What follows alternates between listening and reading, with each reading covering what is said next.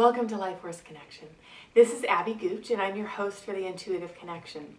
Today we're going to be talking about the second chakra. Now, the second chakra governs your ability to feel. It allows you to connect with the world at an emotional level and to really experience life through all five senses. So we experience life not only through our senses, but also through our intuition. So the key to your second chakra is to create experiences that feel good on all levels. So the way you want to start doing that is you want to connect with your purpose. So the way you connect with your purpose is maybe not how you would think, but how you would feel. So the first step to connecting with your purpose is to go into your heart. It's to connect with what you absolutely love. So take a moment to drop into your heart, bring all the awareness into your heart center, and just start to ask yourself, what do I love? What makes my heart sing as a metaphor? And what just really makes my heart feel light? What do I love? And just allow a few images or thoughts to come into your mind and bring to mind what you love. Good. Now take it a step deeper. Go ahead and drop into your knowing. So right into your gut feeling, a couple inches below your belly button. And ask yourself, how can doing what I love contribute to the world at large? So what you will find is when you're connected to something that you love, and from your gut you can feel that it contributes to the betterment of the planet, you will start to be motivated and attracted to align with the right people energetically and then bring them into your world physically. Maybe they're business colleagues, maybe they're clients, maybe they're new students. And you're just going to start to connect with the betterment, that contribution. So take a moment now to really focus your energy on your gut. Good, and now connect with what is your contribution as you move from your heart to your gut and you really feel what you love and you let it settle in your gut. Ask yourself, how does what I love contribute to the planet? For example, if you absolutely love to work with children, and you are guided to work with them, don't you think that working with children would contribute to the betterment of the planet? Or maybe you love to create movies, or maybe you love to interact with people, maybe you love to teach concepts and share concepts. Wouldn't you agree that as you teach and as you share who you are, whatever your gifts are, whatever it is that you love, you're contributing? So this is a question that I really invite you all to meditate on. How can I contribute to the betterment of the planet by doing what I love?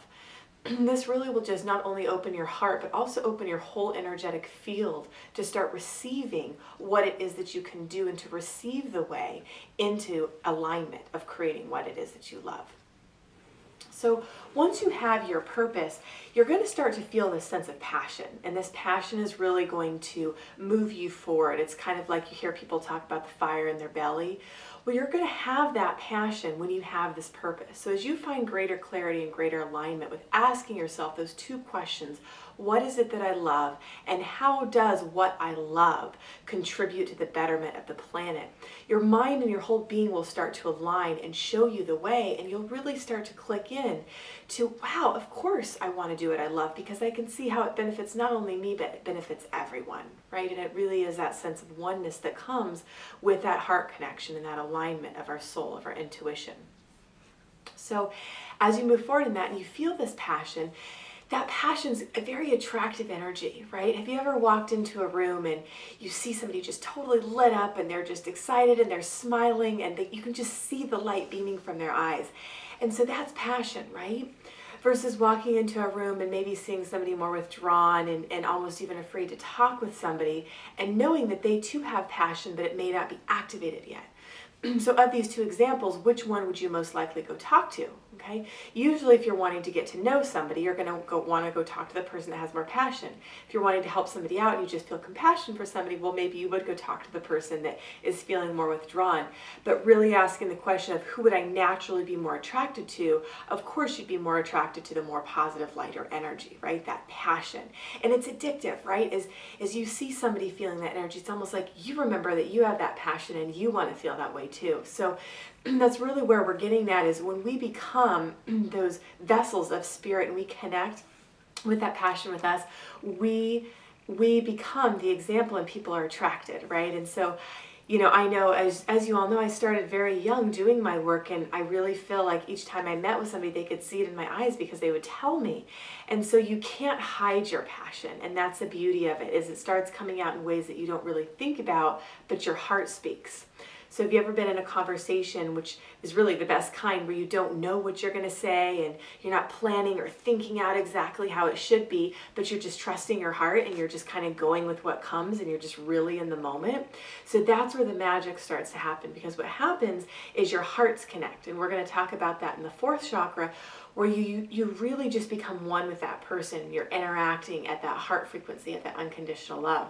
So that passion is ignited by love, right? When you love something, like your purpose, you are ignited and you feel that passion, and that passion drives you. So take a moment to connect with that feeling of passion for you. So something you feel very passionate about, and you can kind of feel the energy just kind of propelling you forward because you feel so passionate.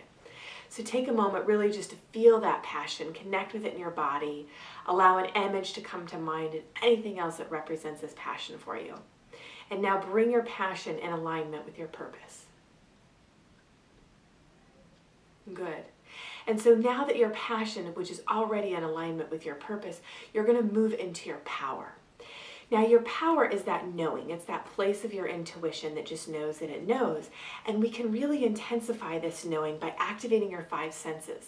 So like I said, your second chakra is all about activating your senses. So what we're going to do now is we're going to activate those senses. So go ahead and bring to mind your power by thinking about your purpose. So feel what your contribution is, feel what you love, and feel your passion behind that.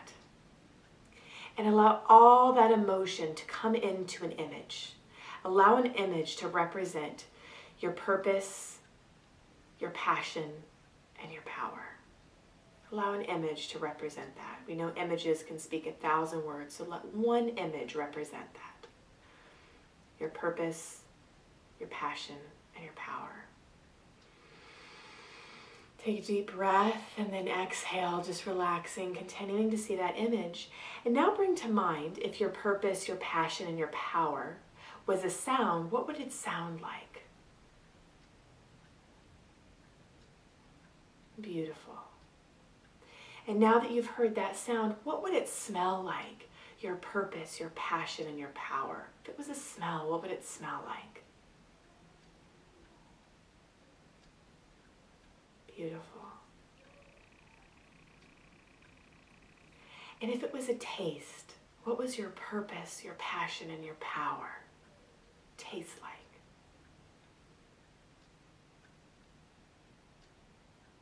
Good. And if it was a feeling, what would your purpose, your passion, and your power feel like? As a kinesthetic feeling, would it feel heavy or light? Where would you feel it in your body? Feel the energy as a kinesthetic feeling. Breathe that in.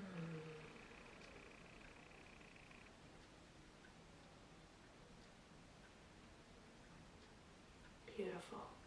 And now put it all together. So see the image, hear the sound, smell the smell, taste the taste, and feel the feeling. And then drop into your knowing and feel certainty about living this, about really bringing it into your life. Feel that certainty. Imagine or think of something that you're just absolutely certain about. And go ahead and place your hand on your heart to anchor that feeling of certainty. And then on your other hand, go ahead and place that on your belly, right on your core, and anchor in this beautiful feeling of being connected to your purpose, your passion, and your power. And now let a symbol come to mind that represents your purpose, your passion, and your power. It may even be the same image. Good. Go ahead and release your anchors. And now allow this symbol to be the representation of this feeling. So what will happen is it will activate your unconscious mind, like the reticulator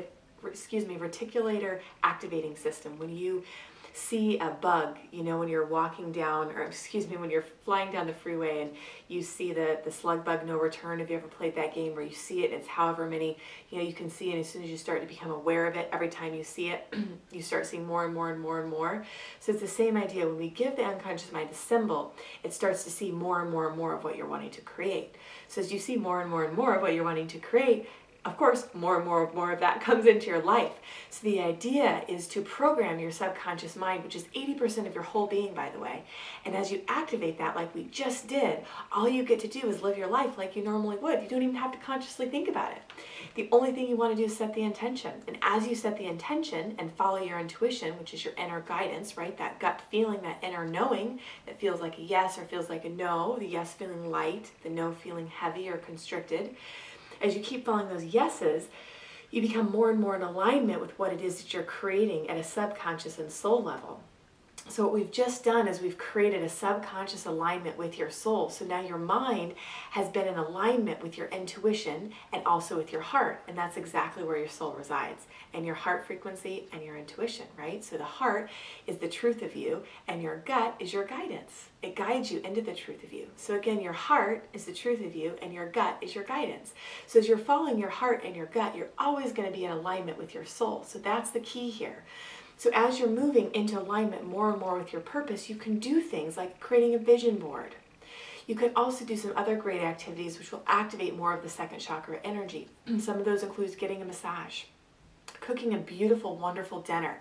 As you can imagine, as you're cooking and preparing everything, you're really activating your senses, the smells and the tastes and everything that goes along with that. Even better if you can do that with your family or a close group of friends to really ignite that emotion and that feeling.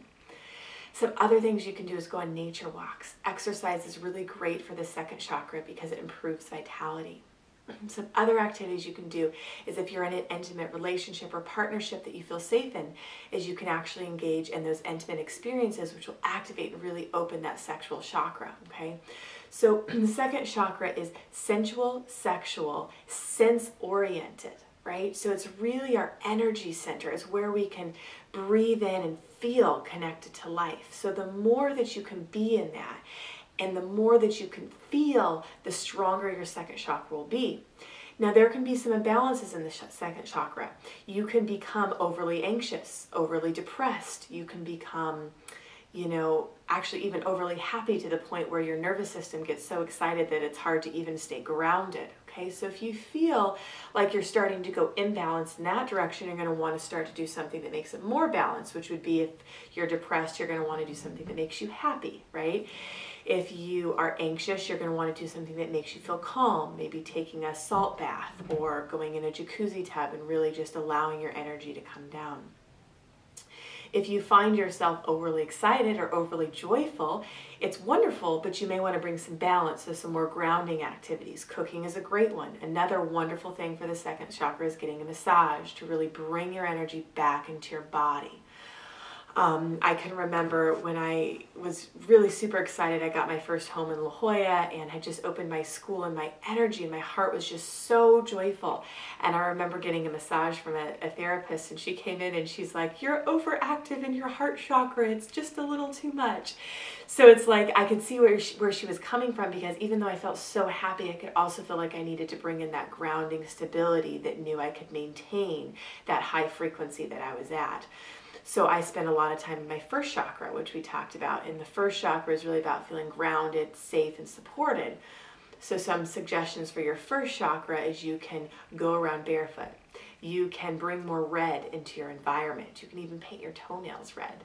Red blankets, red decor, anything like that will start to bring in that frequency, that energy. Some other great things are same as second chakra, getting in nature, really connecting, planting flowers, writing gratitude letters, feeling the connections that you already have with people. Okay, so these are the activities that you're going to want to focus on. Again, for second chakra, you're going to want to move your emotions back into balance. Whatever, you know, area of the spectrum you're on, you're going to want to kind of almost do the opposite to get some balance where you have some equilibrium. The physical things you can do are the walking, the massages, the cooking dinners. And really, you know, Epsom salt baths are amazing. They completely clear your energy and also bring in the element of water, which is very cleansing and purifying. So just go ahead and try that out. Try these suggestions, kind of see where you're at, get a balance check of where you're at now. How balanced is my second chakra? Do I feel like I can express and feel my feelings? Do I feel depressed? Do I feel ultra happy? How can I bring some more balance into that? And even more importantly, how can I bring this vitality into my physical body so I can share what my spirit is here to share? And what is that purpose and that passion and that power? Really spend some time in meditation on that. We have a meditation CD called Awakening to Your Inner Wisdom, and you can find this on the website.